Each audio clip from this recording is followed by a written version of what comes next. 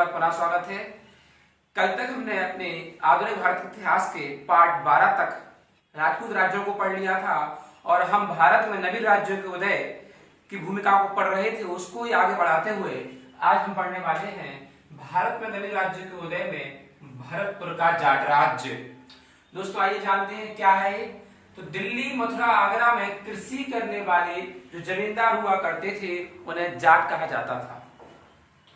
और जाटों द्वारा दोस्तों मुगलों के खिलाफ जो पहला विद्रोह हुआ था वो 1669 में गोकुल जाट ने किया था और दूसरा विद्रोह 1686 में राजा रामचीरा जाट द्वारा किया गया था। इन्होंने क्या किया था दोस्तों, महान अकबर जलालुद्दीन अकबर के मकबरे पर आक्रमण कर दिया था। और आप सभी को मालूम है आगरा के निकट सिकंदरा में ही महान अकबर का या अकबर महान का मकबरा है। इन्होंने उस मकबरे से अकबर महान की अस्थियों को निकालकर जला दिया था। इतिहास के प्रश्न पूछा जा सकता है कि बताइए किस मुगल शासक की अस्थियों को निकालकर जला दिया गया था, तो वो है अकबर महान।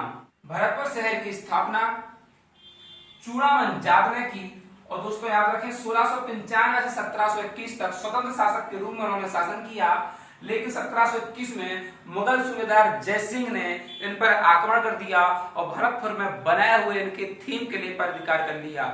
यह गए सह नहीं सके और 1721 में ही इन्होंने आत्महत्या कर ली। इसके बाद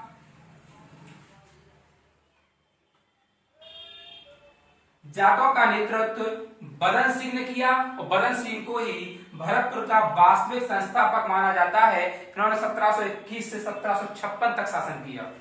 इसके बाद 1756 में आए सूरजमल जाट जो अगले जाट शासक बनते हैं और इन्होंने अपना साम्राज्य मथुरा, भरतपुर, आगरा, अलीगढ़ और मेरठ तक फैलाया। दोस्तों ध्यान रहे, साथ में सूरजमल जाट को ही प्लोटो ऑफ जाट या फिर जाटों का अफलातून भी कहा जाता है। ये एग्जाम में क्वेश्चन बन सकता है। और यही वो सूरजमल जाट हैं जिन्होंने 14 जनवरी 1761 के पानीपत के युद्ध में अहमद शाह अब्दाली और मराठों के बीच जो हुआ था उसमें मराठों के साथ लड़ने का आश्वासन दिया था कि हम आपकी हेल्प करेंगे। लेकिन सूरजमल जाट और सदाशिव भावराव की कुछ आपसी मतभेद के कारण जाटों ने अपना पक्ष पीछे ले लिया और उस समय आप सभी जानते हैं कि पानीपत के तीसरे युद्ध में मराठों की हार हो गई थी। और यदि उसी समय दोस्तों सूरजमल जाट मराठों की हेल्प कर देते तो शायद वो युद्ध मराठा जीत सकते थे। आइए आगे बढ़ते हैं।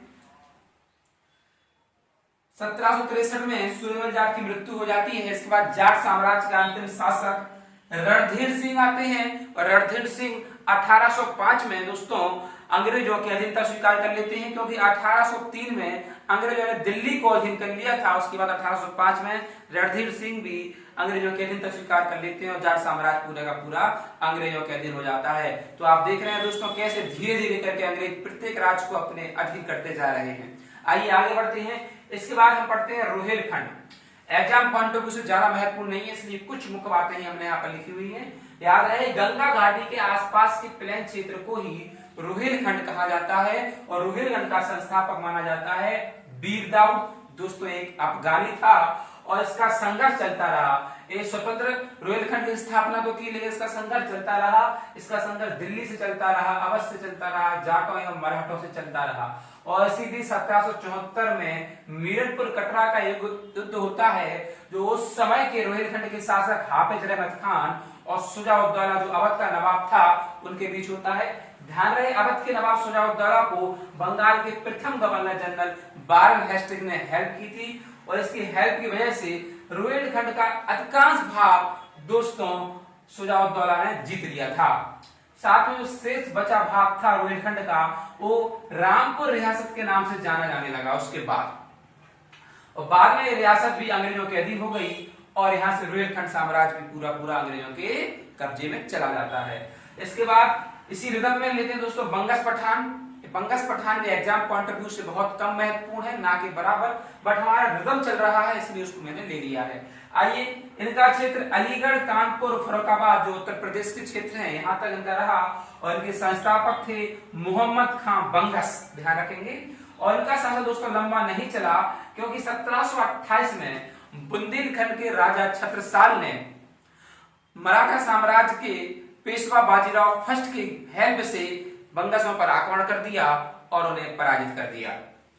ध्यान रहे, छत्रसाल महाराज की ही बेटी का नाम था मस्तानी बाई। जो आपने बाजीराव मस्तानी पिक्चर देखी थी, वही मस्तानी बाई की शादी पेशवा बाजीराव फर्स्ट से हो जाती है। और जो बाजीराव मस्तानी प्रथम युद्ध बताया जाता है वो बंगस के खिलाफ ही बताया जाता है दोस्तों। इसके बाद भारत में विविध राज्यों के उदय में हम अपना मुख्य पाठ सिख साम्राज्य को लेकर आने वाले हैं, तो उसके लिए आप वेट कीजिए। उसमें हम पूरे 10 सिखों के गुरुओं के बारे में विस्तृत विवरण पढ़ेंगे। तब तक के लिए हमारे अगली वीडियो का वेट कीजिए। वीडियो अच्छा लगा हो तो लाइक कीजिए, चैनल को सब्सक्राइब कीजिए। Thank you everyone.